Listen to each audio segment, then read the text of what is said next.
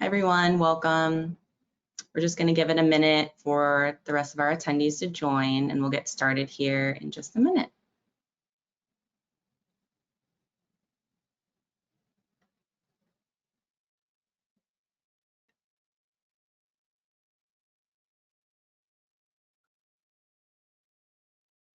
Hi everyone, welcome. We're just giving a minute for people to join in.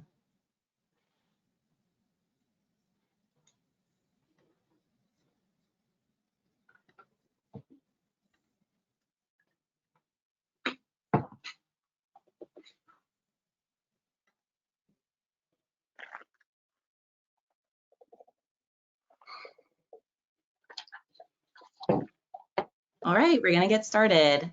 Hi everyone, welcome. Thanks for joining us today for our webinar. My name is Teresa Donahue, Brand Engagement Marketing Manager at Volusion. I'm so excited today to have our Volusion leadership team with us for a roundtable discussion around the topic of e-commerce trends and how you as a business owner can leverage these trends as you finish off the year and going forward into 2024. Before we get started, I have just a few housekeeping items to go through. If you have any questions during the webinar, please submit them in the chat section. We will be answering questions live at the end. However, if we don't have any time to address all the questions today, we will follow up with you either directly or send out the questions and answers in an email tomorrow. We'll also send you the link to today's webinar recording in that follow-up email as well. In addition to today's roundtable, we want to offer you a free personalized website checkup with one of our Volusion growth specialists. This website checkup is a personal overview of your website to see where you can improve and uncover where you are missing out on sales. Our growth specialist will also give light into where you can be utilizing the latest e-commerce trends that we'll be talking about today to your advantage. The sign-up link will be posted in the chat section here during the webinar and in the email I'll send out tomorrow. So be sure to keep an eye out for it to claim this offer. And I'll actually post this in the chat section now. All right, on today's agenda, we are going to have an introduction to our leadership team, and then we're going to dive right into e-commerce trends of 2023, which today we're going to include flexible payments, customized customer experience, mobile shopping, and then a live Q&A. So be sure to submit your questions throughout the discussion. All right, let's get started. Thanks so much for joining us today, Troy, Lanée, and Ian. Could each of you please give a brief introduction and tell us a little bit about what you do here at Volusion? And Troy, we will start with you. Hi, thanks. I am the CEO here at Volusion and have been honored to lead it for the past 3 years. But I've been involved in digital commerce really kind of since the beginning. I think my first major retail e-commerce project was in 1998, as you can tell probably by my gray hair. And since then, have worked with a wide variety of companies, whether it be retail, sports and entertainment, or other areas to really drive their e-commerce and digital commerce opportunities. Hi everyone, I'm Lanée Mellegard. I'm our VP of Revenue. I've been with Volusion for about just over 2.5 years. I work with our sales, marketing, customer experience, and payments teams specifically. So I get to collaborate and coordinate the efforts and strategy across those teams. So I get to experience some interesting challenges, and I'm tasked to find some unique solutions to those challenges. So with that said, I'm really excited to be here today on this webinar to see if there's some insight or best practices that I can share with everyone. Hi, Ian Cervantez, Vice President of Technology here at Volusion. I oversee a lot of the software development and operations of our platform. So oftentimes working with architects to create the solutions and innovations that keep our platform safe, secure, performant, and all of the above. Awesome. Thank you, guys. So let's dive in. We are now going to discuss a few influential trends that are shaping the e-commerce industry in 2023. We'll also discuss strategies to harness their potential for a profitable 2024. So the first topic we have today is around the evolving landscape of payment methods, such as digital wallets, Apple Pay, Google Pay, buy now, pay later, and even cryptocurrency. These provide consumers with flexible options and can boost customer satisfaction and sales.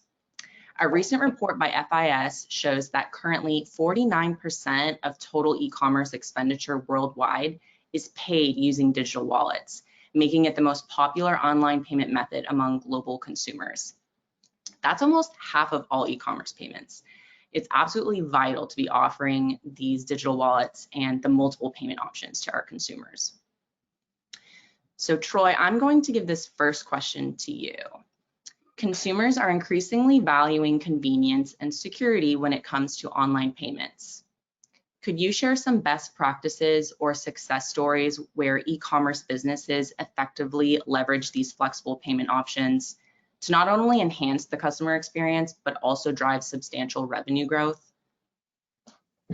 Sure, I can start us out, and I'm glad you kind of chose that trend first, because payment methods is kind of the fastest hitting way that we see our merchants able to actually drive revenue growth, simply by providing more convenience and security through the payment process, kind of at that moment of choice. But the way payments have moved around the internet, the way money's moved around the internet has been an issue for years and years, really since day one. PayPal, who really made that sort of a household name and topic, drove a tremendous amount of value for their business with payments. But also, if you were an e-commerce merchant and you didn't have PayPal as an option, you were likely costing yourself transactions. Today, though, there are lots of options, and customers are making their choice on which payment methods to use, besides just straight credit card, based on a lot of other factors that add to ease and the overall convenience of what they're doing.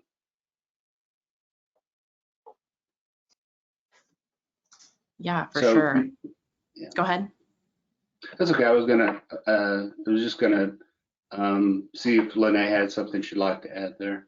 Yeah, I was just going to jump in on that. Actually, we have seen that, merchants who have implemented Stripe, for instance, you're talking about the different avenues you could go down.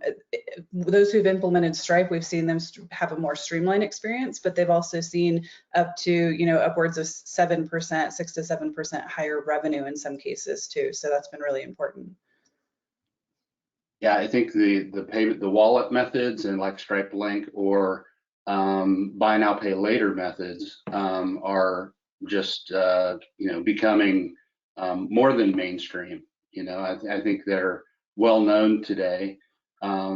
Merchants love them because it helps them overcome obstacles, and customers love them because it gives them more flexibility in not only how they pay, but when they pay, and how that information exchange happens with the retailer, cutting out really important keystrokes that can sometimes be an obstacle.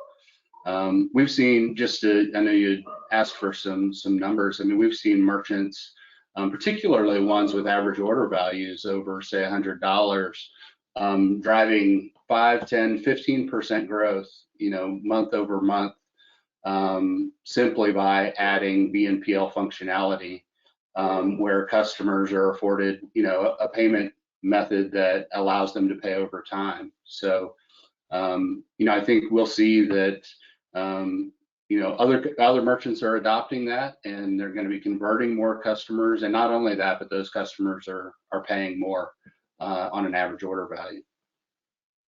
Yeah, and setting up all those different kind of payment methods, right, between the buy now pay laters like Klarna or Apple Pay or Google Pay can be, kind of complicated for the average business owner, right? I know, I'm speaking from experience, I oversaw our technical team as we developed Volusion Payments, right, which is powered by Stripe, and the payment solution that we offer bundles all that up in a nice, neat little package so that you essentially get it down to as close to a button click as possible. to be able to start accepting these types of new payment methods and really make it easy, not only for you as business owners, but for shoppers to complete their checkouts. Yeah, that's great. Thank you for sharing those insights. As a follow-up question, in the past year, we've witnessed a surge in flexible payment options, like you all said, from digital wallets, the buy now, pay laters. How do you foresee these payment methods evolving further in the coming year, and what implications might these changes have on e-commerce businesses, particularly in terms of customer acquisition and retention? Yeah, I think there are a number of variables that come into play here. It's not, if merchants will need to offer these, but which ones and why consumers choose the ones that they do, to help guide that. Today, a lot of the wallet choices are really driven by what your smartphone operating system is that you use, whether you use Apple Pay or Google Pay, or if you've had the experience of using Stripe Link because you have set that up in the past, that moves with you. And so it's very convenient for customers. And of course, merchants, again, like it for the amount of pain that it reduces and the higher conversion rates. And this stuff is kind of more the mainstream already. I think all of us probably have, some relation. I can tell you my own mother, who's an octogenarian, is now comfortable using Apple Pay for a variety of things, and she prefers it to her checkbook, which I thought would never happen. And so I think, we're going to see more and more of this, and merchants are realizing that importance. And I think adoption of these is just going to accelerate until we really hit a point where it is just the standard. Yeah, absolutely. I know that the Apple Pay can get dangerous. It's so easy to complete a purchase. It's almost too easy. So it can get dangerous when it comes to online shopping. Yeah, I think that the buy now, pay later options are similar, and I think they've sort of replaced the old school layaway, if you will. You get to pay over time, right, for just everyday purchases. And we've found that it appeals to a lot more customers than we really thought that it would.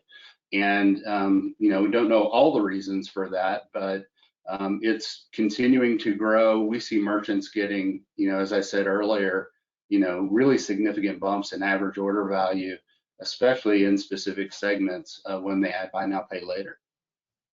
Yeah, that's a good point. Thanks for sharing. All right, moving on to our next topic, customized customer experience. Tailored shopping experiences leverage browsing data and customer insights to provide personalized recommendations, promotions and coupons, emails, and texts that enhance engagement and conversion rates. According to a study by Epsilon, personalized emails have an open rate that is 29% higher than non-personalized emails. That's huge.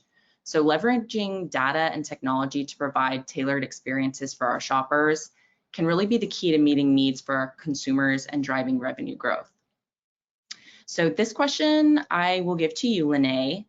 The e-commerce landscape is evolving rapidly.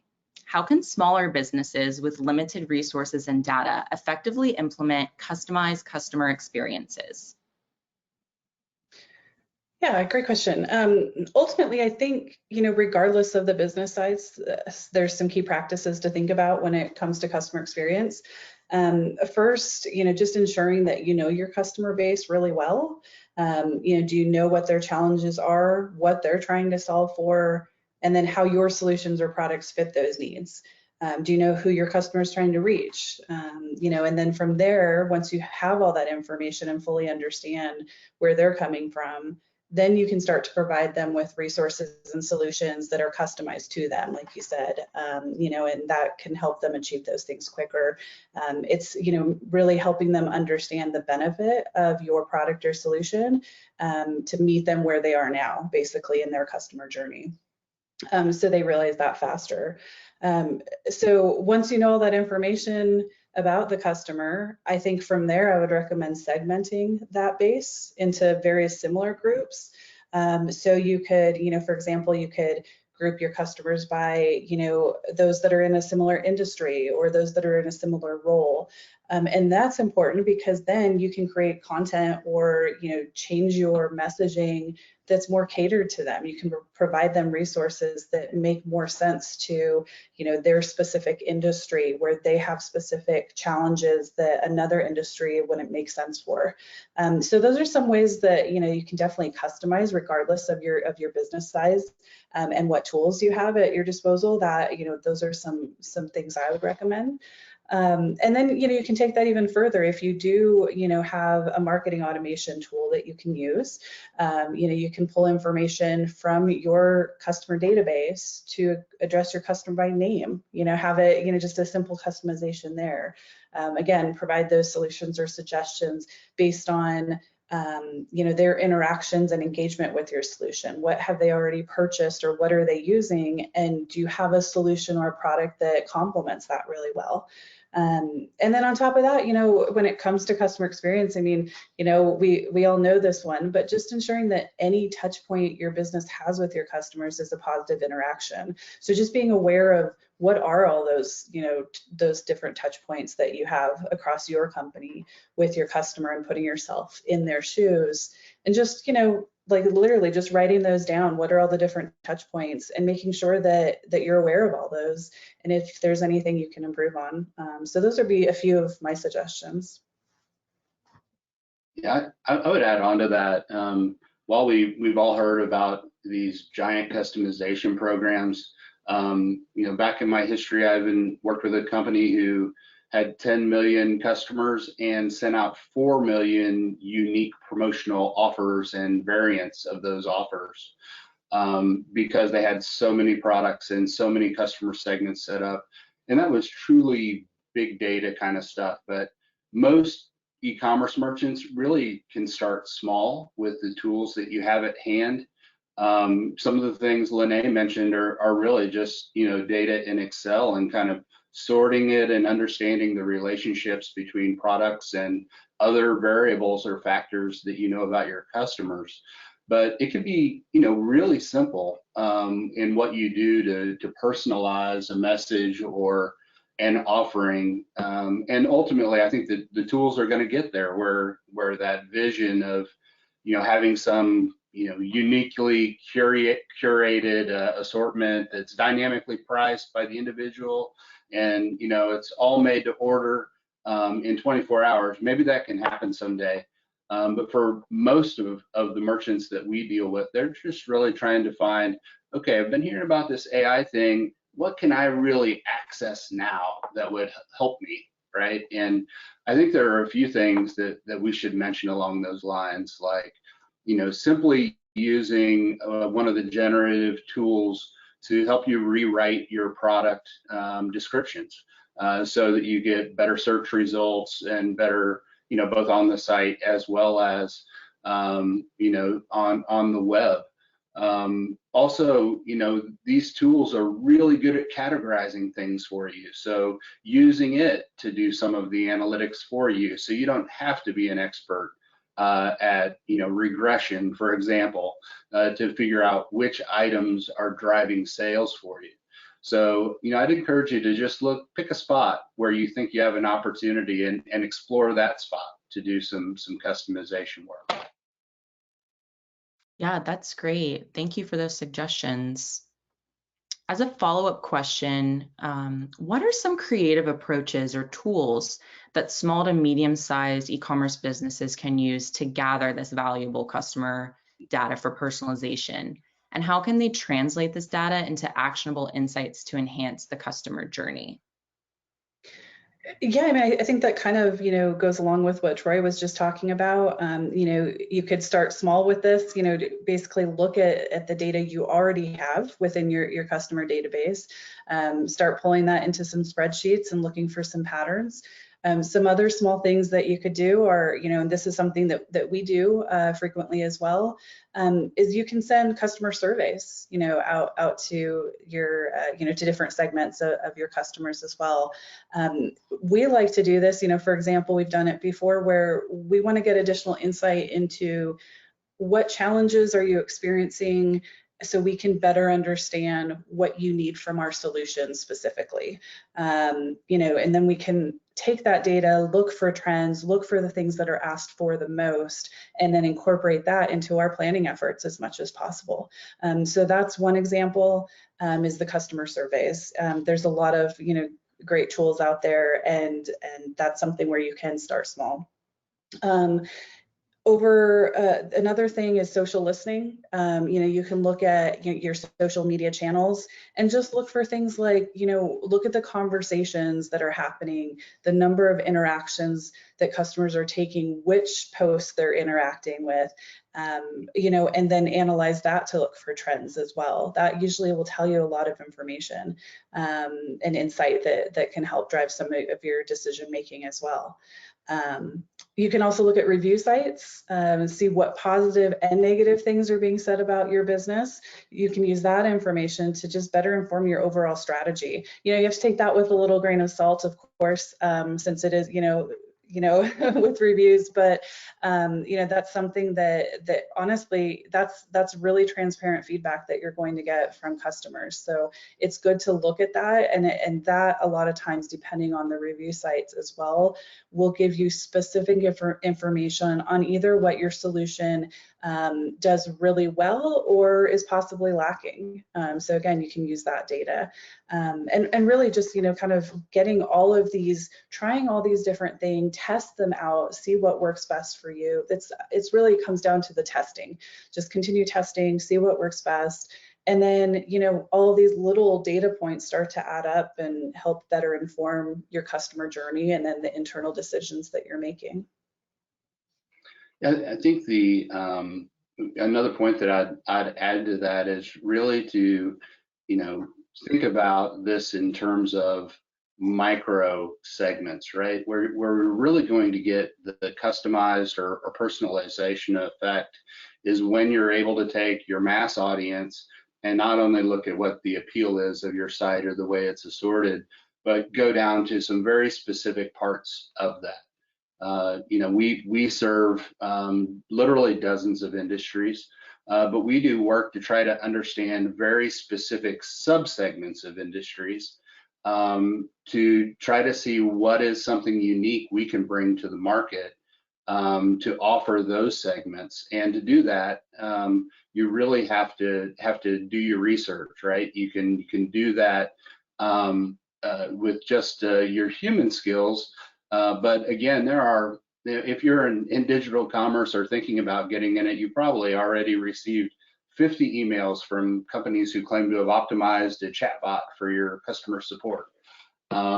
And some of those may actually be helpful for you, but there are dozens of other areas and tools that you can use to identify unique things that you can offer or unique things about your customers. And, you know, I would say AI and machine learning in particular, as they mature, you know, we're going to be able to do some of the really great, cool automated stuff that we've talked about, but just trying to go into even one of the free tools and ask it a series of questions about a particular question that you have, and delve in and let it do that research for you can bring just a ton of insight to the forefront. So again, I'm an advocate of starting small, start in an area that you think your business has a unique sort of opportunity in. It could be on the supply chain side, it could be on product side, it could be in a wide variety of spots.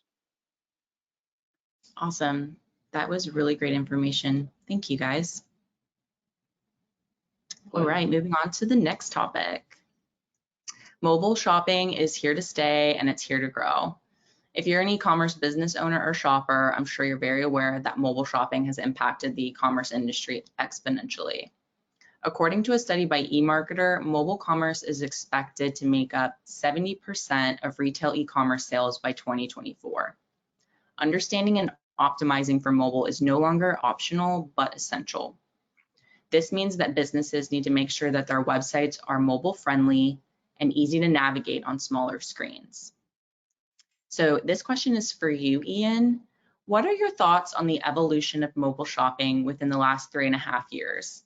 starting with the rise of mobile and e-commerce shopping during the COVID-19 pandemic in 2020? I think about this one a lot, actually.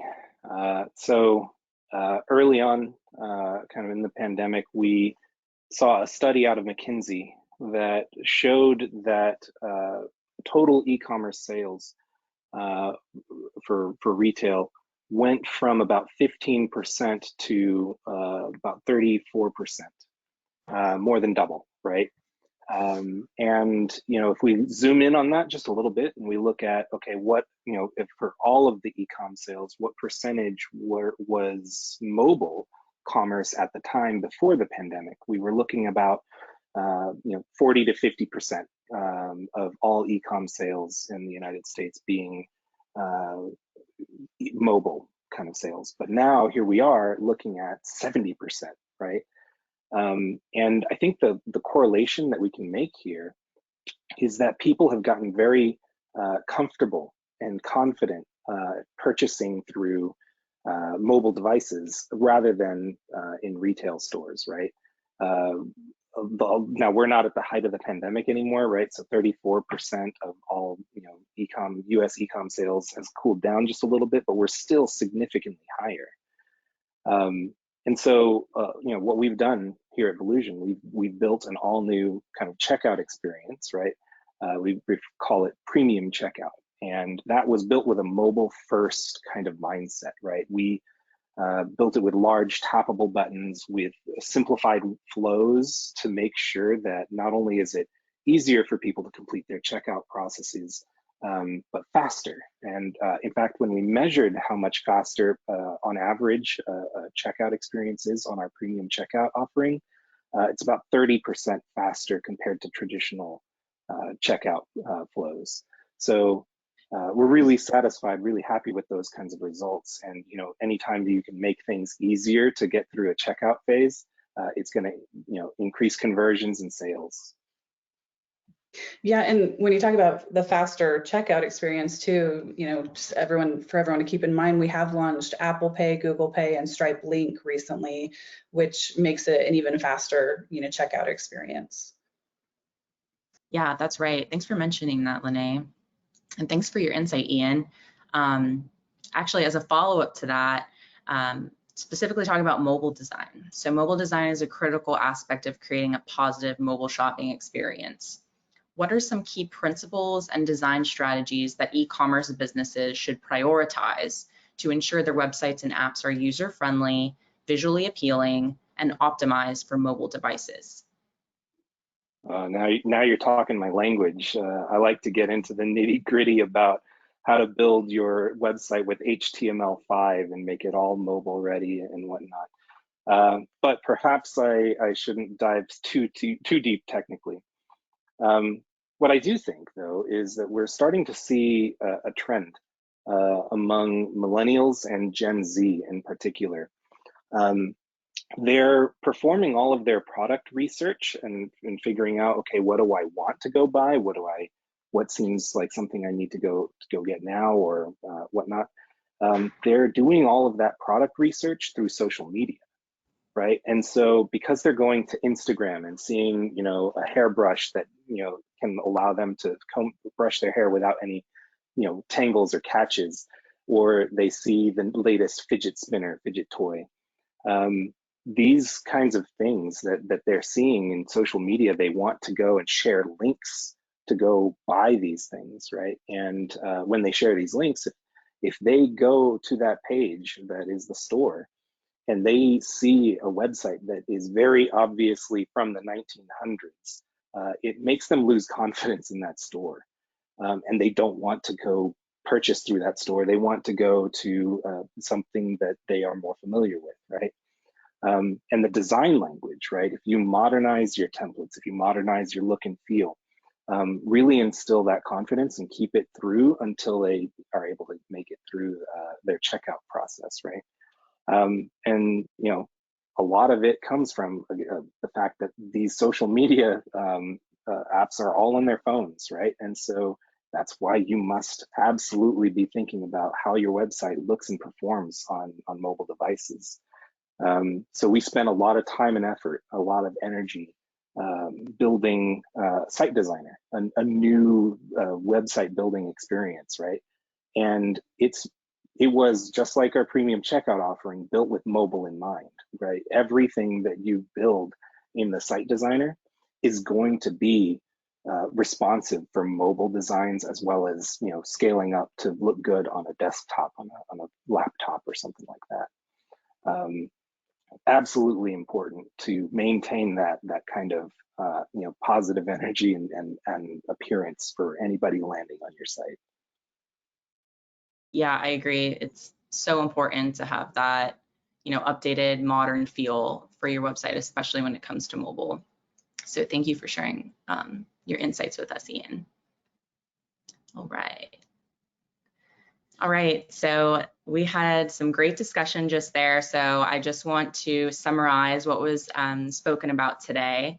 A few ways to leverage the trends going into 2024 for flexible payments. Utilize a trusted payment solution. You want to be able to offer your consumers options so they can easily complete the checkout process with their preferred payment method. And, you know, like Troy mentioned, Volusion's preferred payment solution, Volusion Payments powered by Stripe. It's, you know, obviously partnered with Stripe, a leading global payments toolkit. So you'll get all the benefits of offering today's most popular payment methods, coupled with the security and the trusted reputation of Stripe. Offer buy now, pay later. And as Troy mentioned earlier, this should be a core offering today in the market. A streamlined checkout page. You know, make it easy for your customers to purchase from you. So make sure that your checkout page is streamlined, optimized, and all that. Moving into the second topic we talked about today, customized customer experience. Leverage customer segmentation. Know your customer base. Customer segmentation is going to be your secret weapon into creating that personalized experience for your consumers. Utilize user-generated content. Encourage your customers to leave reviews and share their experiences, even post photos of their purchases. This user-generated content can be used to personalize the product recommendations and build trust with your potential customers. And then automate your marketing efforts. So email marketing, you know, remains one of the most cost-effective ways to engage with customers on that personal level. So smaller businesses can use email automation tools to send those product recommendations, special offers, and the content tailored to those customer segments. And then last but not least, mobile shopping. So make sure that you have the mobile first checkout. Ensure the interface is simple, the flow makes it easy for customers to purchase from you. And like Ian had mentioned, Volusion's premium checkout solution allows for a simple and quick checkout process. Updated modern design. We just talked about this. Build trust with your customers by giving your site that updated and that modern look.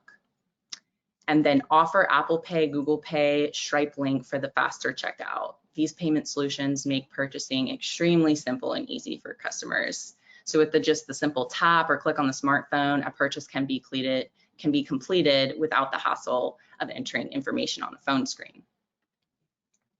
And I know we are a little bit past time here, so we're just gonna ask maybe one question, maybe two. And the first one, so I'll go ahead and ask it, and then whoever can chime in to answer this. What is Volusion doing to continuously innovate and adapt to emerging trends? Well, I'll talk from the big business side, and then Ian, maybe you can throw something in about the technical flexibility that we're building and have been building for the past couple of years. We really, as we sort through innovation opportunities, we look for the things that are most important to our merchants and that we think are uniquely necessary for them. So that means we sort through a whole lot of ideas before we actually invest in something. And over the past couple of years, that investment has really been focused on the infrastructure in the back end of our tool so that it's faster. You have tools to build more responsive websites, and you're positioned to take advantage of what we think is the most important trend right now, which has to do with alternative payment methods. The past year or two, that's really where we've spent our money. Although we have ongoing innovation committee meetings, we bring ideas to the table, we sort those ideas, score them, and try to do the things that fit within our business plan. So. Yeah, and from just to kind of build on that, what you mentioned before, to touch on it, we're leveraging some partnerships that we've got with, for example, Google, to improve the stability of our website platforms, as well as to enhance the speed at which pages get rendered. We've actually got a project here launching in the next few weeks that should show some pretty dramatic improvements on how quickly pages come up. And so I'm really excited for that one because it's definitely been something that has been a big focus for us, and it represents a great deal of architecture and design to make sure that not only are we serving pages as you might expect, but maybe even with a more kind of magical feel of how quickly it'll come up and show before you, to keep up with the high demand of, wanting everything, faster now kind of mentality of the shoppers that come across, web online stores. Yeah, great. Thanks for sharing. And then real quick, we'll just take this last question. My business is considered a high-risk industry type. Am I eligible for your Volusion payment solution? I think that's really, oh, go ahead, Troy. I can jump in at least on part of that. It would really depend on what category of high risk you would fall into. There are some that we're able to cover with Volusion payments, but we do have a preferred payment gateway relationship with a company that serves specifically high-risk merchants. And we have a substantial number of merchants who are in categories that, for whatever reason, the government has deemed to put them into a high merchant category. And so we want to be sure we have a solution for everybody. And we're able to, if not Volusion Pay, then there are other options that we can help you find. Yeah, Exactly, and actually, I just wanted to add that we did our last month's webinar around high industry payment solutions. So if you want to go to Volusion's YouTube channel, you can find that webinar that has some great information in it. Okay, well, thank you so much, everyone, for sharing. And we are at time, so if we didn't get to your question today, we will be sure to answer that and follow up with you in the email tomorrow. As we conclude here, I just wanted to say we really appreciate your feedback. So if there's a webinar topic that you'd like us to cover in the future that would be valuable to you, please tell us. At the end of this webinar, there'll be a survey that you can fill out, or you can email us at marketing@volusion.com. So we'd really appreciate it if you could give us your feedback on that. And then if you would like to learn more about Volusion or today's webinar, e-commerce resources, you can find that at volusion.com/e-commerce resources, or shoot us an email and we can get you pointed in the right direction. Thank you, Troy, Lanée, and Ian for being with us today and doing the discussion with us. And thank you all for joining our webinar today. That's all we have for you. Have a great rest of your day. Thanks, everyone. Thanks. Bye.